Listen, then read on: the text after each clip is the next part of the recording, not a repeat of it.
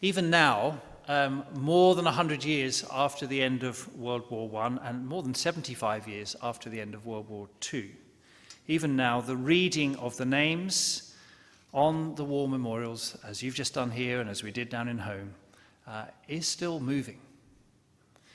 Some say, don't glorify war, but we can be fully aware of the horrors of war and still know that those who died defending their country did something glorious, and they deserve our honour and our thanks. Lawrence Binion sat on a cliff top in Cornwall just 6 weeks after World War I had begun. And he thought about the tens of thousands who were already dying across the sea. His famous poem was published in the Times on 21st of September 1914. With proud thanksgiving, a mother for her children, England mourns for her dead across the sea. Flesh of her flesh they were, spirit of her spirit, fallen in the cause of the free. Solemn the drums thrill. Death, august and royal, sings sorrow up into immortal spheres. There is music in the midst of desolation, and a glory that shines upon our tears. And then in that famous fourth verse, we will remember them. They paid a heavy price, and other people got the benefit, and so we call them heroes. But what leads us to think of them in that way? Why do we honor those who sacrifice themselves for others? Well, in this passage you might notice how Jesus says that deep loving kills you. Deep loving kills you. Have a look at verse 13. John 15, verse 13. Greater love has no one than this, that he lay down his life for his friends. Jesus says that not all love is the same. Some love is deeper or greater than other kinds of love. So agreeing to the movie that she wants to see rather than the one that you want to see, well, that's love at one level. But there are greater kinds of love. Perhaps paying the rent for a friend who's just lost their job. But you see, what Jesus is saying is that there's love even greater than all those and anything else we can think of. The gold standard for love is to lay down your life for your friend, to die for them. Greater love has no one than this, that he lay down his life for his friends. In fact, you can't actually love someone without dying in some way. If you agree to somebody else's film choice, then you die to your own choice. If you give someone money towards their rent, then part of you has to die, that part that was going to spend the money on a meal out or save it for a holiday.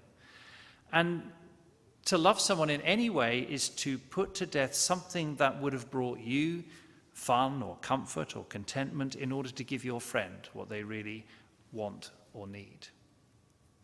And Jesus says, when your friend needs it, the greatest way that you can love them is to give up life itself. The ultimate sacrifice of self-interest. You put yourself in the way of the flying bullet or the falling tree in order to keep them safe. You decide that their life is more important than your life. That's Jesus' definition of ultimate love. And Jesus didn't just talk about it, he did it. The defining symbol of Christian faith has always been a cross. It's everywhere in our churches, it's on graves, it's on war memorials. Jesus didn't end up on the cross because he was caught off guard one day. He knew exactly what would happen to him when he walked into Jerusalem that last time. He turned himself over to his enemies because he knew that his friends needed him to do that. It was a rescue mission. And after his death and resurrection, his friends understood what he had been doing. He had sacrificed himself. He died to self-interest for them, for his little band of followers, and for the millions who would become his followers and friends in the centuries to come. He took the bullet of God's just judgment and right anger at our rebellion, so that not one of his friends will ever feel that bullet for themselves. And self-sacrifice came to be valued in nations that were most influenced by Jesus. It wasn't prized very much in Eastern cultures. The Greeks and the Romans found the whole idea a bit laughable at first. The old pagan cultures of Europe thought that forgiving your enemies or honoring the poor and the weak, that was a disastrous way to try and build a strong kingdom. But a nation where people believe that everyone is made by God, made in his image, that's a nation that knows that everyone is precious. And a nation that believes that God's Son came and died in sacrificial love is a nation that will choose those who sacrifice themselves to be its heroes. The strange thing is that our society doesn't believe those things anymore, not on the whole. We believe we're here by accident, through the survival of the fittest. Everyone is a rival or an enemy. We've mostly abandoned Christian faith, and yet the things that came from Christian faith, valuing every life and giving your own life up for others, somehow we still think that those are right and good. For now, at least. Mostly. I saw a study that had been done of families just last year, which said that self-sacrifice for the sake of other family members is now seen by some as a personality defect and a self-defeating kind of behavior. Self-interest, how I can find fulfillment in my family relationships, that's now much more of a dominant thought than self-sacrifice for some. There's a little public garden, I don't think it's all that well known, a little public garden in the city of London, not far from St. Paul's Cathedral, where there is a memorial to heroic self-sacrifice. Tablets along a wall commemorate 54 incidents. The memorial was begun in 1900 and it's been added to over the years, although only one new tablet has been put there since 1931. Maybe a sign of our diminishing honour for self-sacrifice. Here's just 3 of the inscriptions on that wall in London. March the 30th, 1899, Mary Rogers, stewardess of the Stella, self-sacrificed by giving up her lifebelt and voluntarily going down in the sinking ship. December the 13th, 1905, William Goodrum, aged 60, lost his life at Kingsland Road Bridge in saving a workman from death under the approaching train from Kew. And then September the 6th, 1908, Solomon Galliman, aged 11, died of injuries after saving his little brother from being run over in Commercial Street. Mother, I saved him, but I could not save myself. Jesus says, deep loving kills you. And why would we be willing to do that? Why would anyone be willing to do that? Well, because he commands it. Verse 12.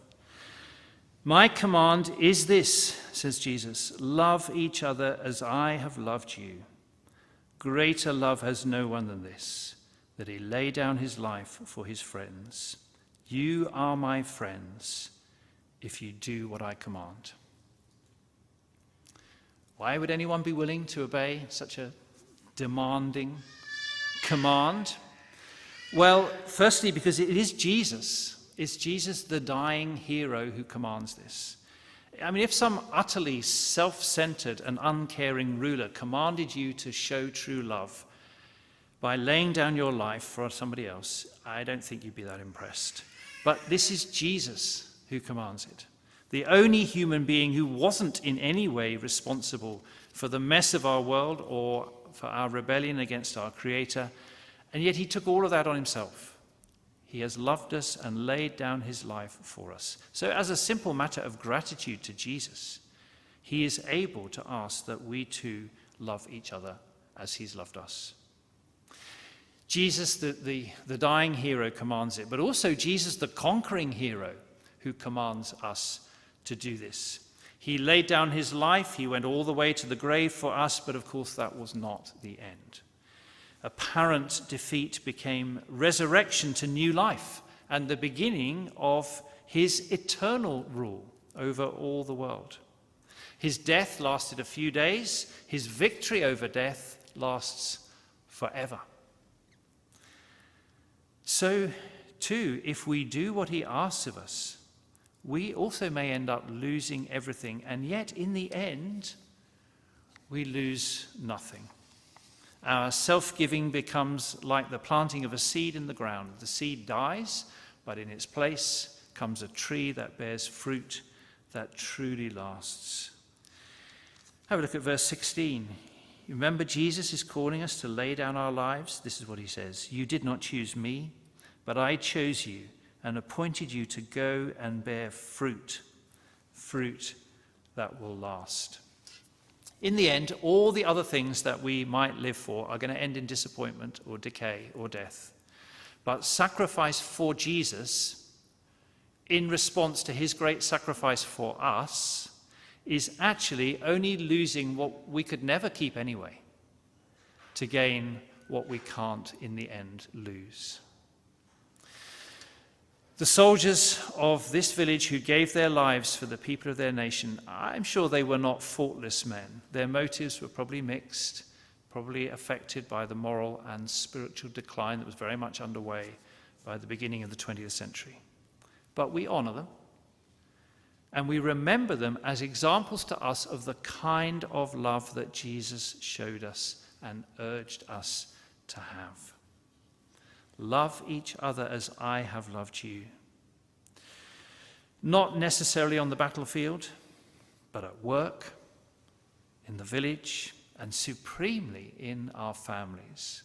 That's the place where there's such a great need to lay down our lives, to die to ourselves for the sake of our wives or husbands or our children or our grandchildren, to die to ourselves for the sake of our friends or our neighbors. And such a sacrifice, although that could be very costly, is never a waste. Why do we honor those who sacrifice themselves for others?